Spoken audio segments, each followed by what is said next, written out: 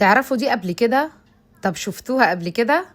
بصوا أكلات الصيف الجميلة الروعة السهلة السريعة في نفس الوقت ولادنا بيحبوها جدا، ومش هتاخد منك وقفة في الحر والفرهدة اللي احنا فيها دي، وعملناها بكل سهولة ولا فيها تعقيدات خالص. وبصي منظرها، أظن المنظر بيتكلم عن نفسه، يعني مش محتاج مني شرح. حاجة تحفة، يكفي بس إن السندوتش الواحد دوت والله العظيم بيكفي وبيشبع جدا، ومش محتاج حاجة جنبه. يعني هو وجبة متكاملة وفي منتهى الجمال. طب هنعمل ايه؟ هجيب الكبه بتاعتي احط فيها بصل هفرمه الاول، وبعدين هنزل بقطع فلفل رومي. انا نزلت بواحده فلفل رومي ونص واحده فلفل احمر كده يخلي لونها حلو. ضربتهم، وبعد كده هنزل بقى باللحمه المفرومه حته بحته كده. عايزه النسيج بتاعي كله يبقى ناعم كده ويبقى خليط واحد. ده ايه ده؟ دول نص كوبايه برغل نقعتهم في شويه ميه عشان اكتر الكميه.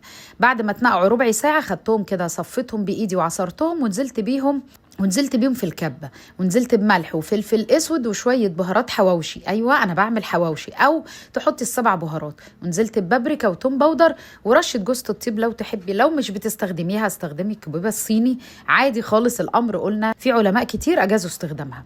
هضرب بقى كويس، وبعد كده هنزل بالخليط الجميل دوت كله بقى نسيج واحد كده وبقى متماسك ومش هيفك معايا.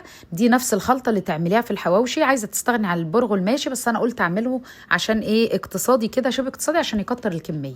خلطته بقى بايدي خلطه حلوه، وبعدين جبت عيش التورتيلا او عيش سوري، او لو عندك رقاق طري كل ده ماشي. شقيت شقه صغيره كده بالسكينه منه كده، وبعدين لفيت اللحمه المفرومه زي ما انتم شايفين كده حواليه كله، ما عدا الربع اللي انا عملت منه بالسكينه. وحطيت برضو جبنه الموتزاريلا، ومشيت بقى داير ما يدور كده. بقيت اقفل السندوتش بقى شكل كريب. ايه رايكم؟ عايزه تنزلي بدل الموتزاريلا بجبنه شيدر اللي هي بتاعه البرجر، اللي هي القطع دي المربعات، هتبقى تحفه جدا، بس انا ما كانش عندي صراحه. وادي بقى قفلت السندوتش من كل ناحيه. بصي المنظر روعه. جيبي بقى صينيه رشيها رشه زيت كده عشان الحاجه بتاعتنا ما تلزقش. بصي شكله، وانزلي بيه بقى كده بالمنظر الجميل ده في الصينيه. تعالوا نعمل تاني. هسرع بقى واعمل واحد واتنين كمان معاكم. هقطع بالسكينه قطعه والف كده اللحمه المفرومه داير ما يدور بطبقه رقيقه عشان تستوي معايا رقيقه خالص، انا مبططاها ماشي. وهبتدي انزل بالموتزاريلا او الشيدر او اي حاجه عندك، وابتدي ايه؟ لفي بقى السندوتش اللفه الجميله دي، لفه الكريب بالطريقه دي. في اسهل من كده؟ عايزه تحشي اي حشوه براحتك. خلوا بالكم اللحمه المفرومه بتستوي زي الحواوشي، وفكره الحواوشي المصري عندنا لما بنحطه في الرغيفه البلدي التخينه وبيستوي. ما بالك دوت عيش تورتيلا اللي هو او خبز الصاج اللي هو بيبقى رقيق جدا. يعني يا تستخدميه في خبز الصاج يا اما تورتيلا يا اما رقاق. بسيطة وبيستوي، بياخد وقته في الفرن وزي الفل بيطلع معاكي مستوي وجميل. وساعات كنا بنعمل الحواوشي على الطاسة كمان وكان بيستوي، عشان الناس اللي هتقولي اللحمة تستوي ولا لا. اديني بصوا جاوبت باستفاضة. خلاص هخلص بقى كل الكمية، وبعدين هكون فاتحة الفرن على درجة حرارة 200 يسخن معايا على ما اخلص الحواوشي. جبت بيضتين وحطيت عليهم شوية فلفل اسود وربيتهم، وهدهن الوش بتاع الحواوشي او بتاع الكريب بتاعنا ايه الكداب ده. خلاص والله العظيم اطعم واجمل ومشبع جدا عن الكريب اللي هو بيبقى رق واحد بس. بعد ما هدهنهم بيض بقى كده عشان الوش بتاعهم يحمر، هنزل بقى عليهم بجبنه موتزاريلا على الوش كده، او جبنه شيدر او ميكس جبن زي ما تحبي، وحطيهم على الرف اللي في النص. هياخدوا معاكي تلت ساعه هيستووا معاكي وهيبقوا زي الفل وهيطلعوا بالمنظر وبالجمال ده. ايه رايكم؟ اظن الصوت بصوا فظيع. كنت انا بقى ساعتها عامله هيصه وقطعت الصوت. الله اكبر، ايه الجمال ده، ايه العظمه دي، عشان اخلي اللي في البيت يجوا يتفرجوا عليا. خلاص اللي ما يشتري يتفرج زي ما بيقولوا. ادي المنظر تحفه. اكله سريعه سهله، لا عصجنا لحمه وما تعصجيش اللحمه هتبوظي طعمها. دي طعم الحواوشي جميل، عشان الناس اللي هتقول لي ينفع نعصج اللحمه، ما تخافوش والله يا جماعه هتستوي.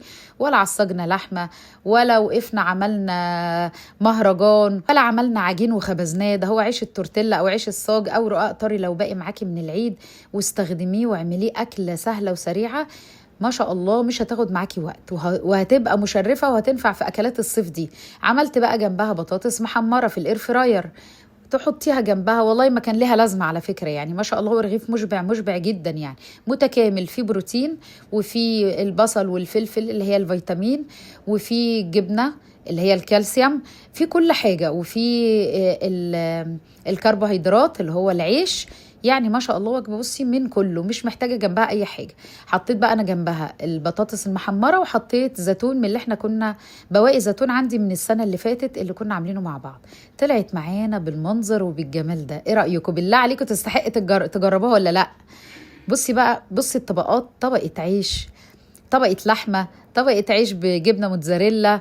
ما شاء الله وجبه روعه. طب تعالوا نفتحها بقى بالسكينه من النص كده وتشوفي شكلها الجميل. طبعا هي كانت سخنه على ايدي وملهلبه، يعني ما بقتش عارفه اتحكم خالص.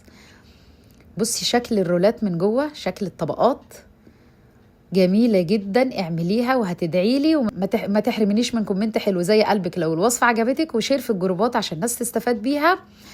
وما تنسوش تدعوا لاخوانكم ربنا ينصرهم ويحفظهم ويزيل الغم عن الأمة ويحفظ مصر وسائر البلدان.